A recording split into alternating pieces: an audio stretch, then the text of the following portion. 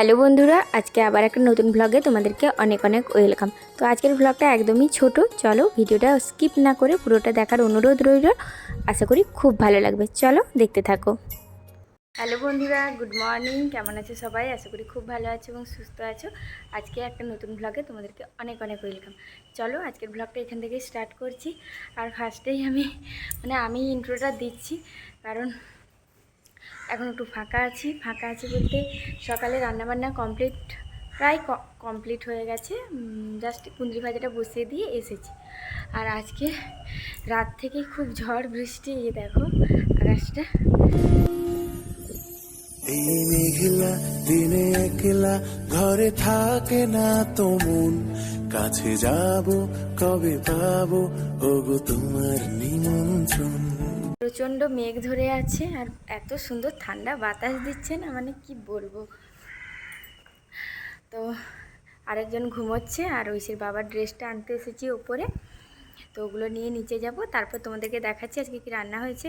আজকে এখনও ঘর মোছা কাছাকাছি কিচ্ছু হয়নি, যে ভেজানো আছে। তো চলো নিচে যাই, তারপর তোমাদেরকে দেখাচ্ছি।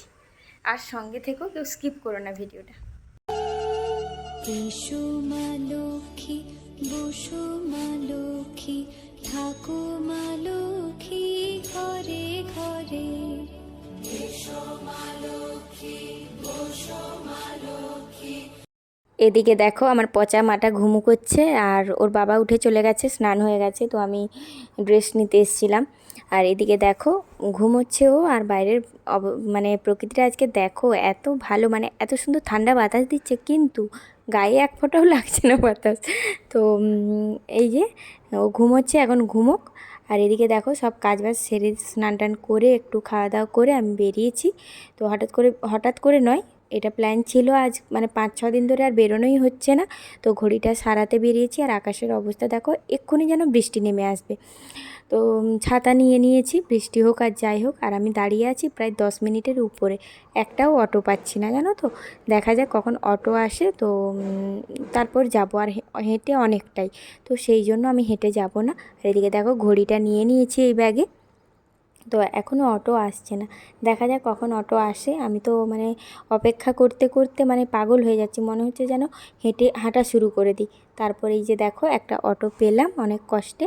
তো এখন এই অটোটাতে করে আমি চলে যাব। তো অটোতে গেলে কি 2 মিনিট 3 মিনিটে পৌঁছে যাব, আর হাঁটতে গেলে আমার এখন আধ ঘন্টা লাগবে। আমি অত স্পিডে আর হাঁটতে পারি না।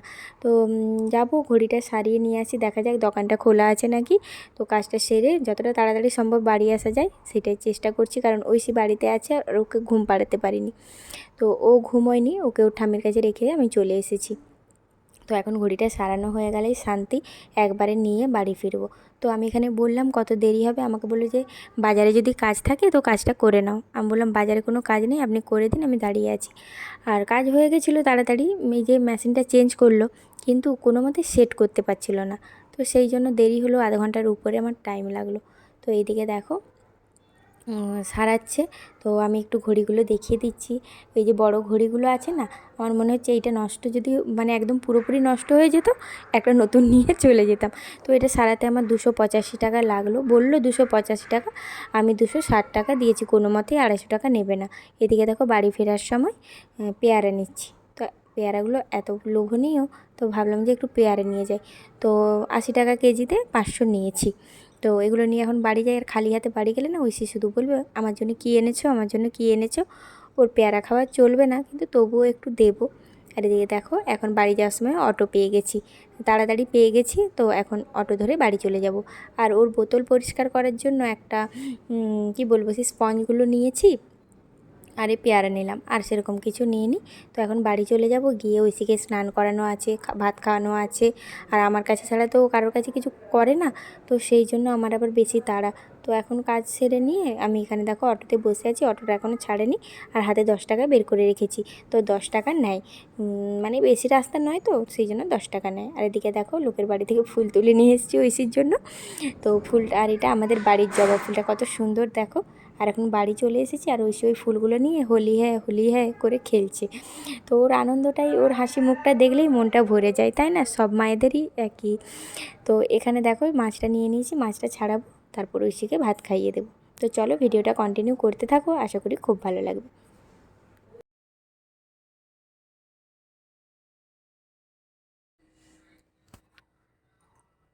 কি করছো? কাকে ফুল দেখাচ্ছ?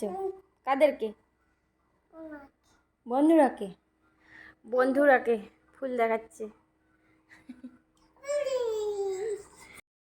এখন বিকেল 5:30 মতো বাজে, আর আমি আর ঐশী ওপরে এসেছি, দুজনেই একটু দুপুরে ঘুমিয়ে গেছিলাম।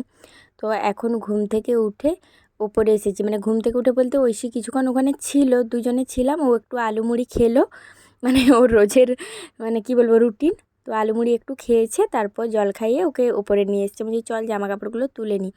আর আজকে আমার শরীরটা এতটাই খারাপ, মানে তোমাদেরকে বলে বোঝাতে পারবো না, এত মাথা ধরে আছে, কী জন্য বুঝতে পারছি না, গ্যাস হয়ে গেছে না কি জানি না, তো প্রচণ্ড মাথা ধরে আছে।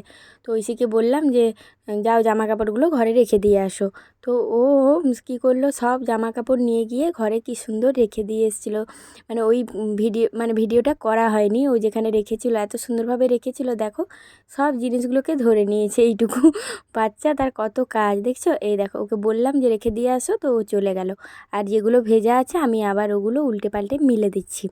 তো তারপর এখানে থাকতে থাকতে আমার শরীরটা এতটাই খারাপ হয়ে গেল যে আমি মানে কিছু বলতে পারছি না ওকে। ও কী করলো, ঘরের মধ্যে ঢুকে গিয়ে জলের বোতল নিয়ে এসে আমাকে দিচ্ছে। মানে আমি তো অবাক, মানে এক মা আমার কাছে না থাকলেও আরেক মা আমার মানে এত করে, মানে কি বলবো, একটু আমার যদি শরীর খারাপ হয় ও এত চিন্তিত হয়ে যায়, সে বলে বোঝাতে পারবো না। মেয়েরা হয়তো এরকমই হয়, তাই না? তো ও গিয়ে জল এনে জল দিতে, চোখে মুখে জল নিলাম, খেলাম, তারপর আমার শরীরটা একটু ভালো লাগলো। তারপরে দুজনে আবার নিচে গেলাম। তো দুজনে এখানে একটু ও খেলা করছিল, আমি ওর সঙ্গে ছিলাম। তো তারপর নিচে গিয়েছিলাম।